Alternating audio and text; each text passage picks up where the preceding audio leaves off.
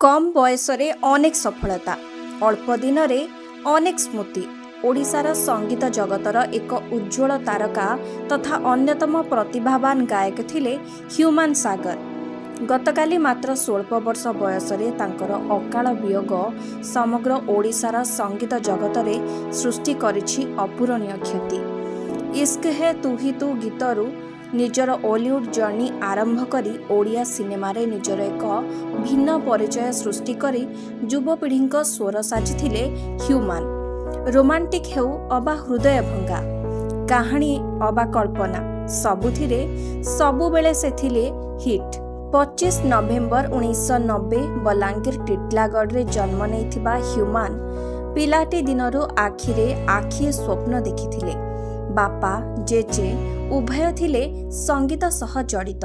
बोधे रक्त कथा कुहे आउ स्वर जेमिति से सबको बयान करि दिए।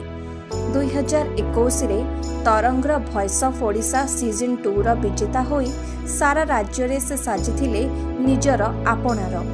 आउ एउठु आरंभ होइतिला ओडिशा म्यूजिक इंडस्ट्री रे ह्यूमान सागर को यात्रा।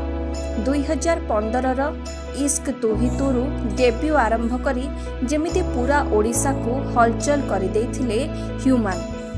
परे परे मो परदेशी चढ़ई, अभय, प्रेम कुमार, झियोटा बिगिड़ी गला, ब्लैकमेल, तू मो लव स्टोरी, गप हेले भी सत भली एकाधिक फिल्म रे से गाइछंती अनेक अभुला और अकुहा म्यूजिक कहानी।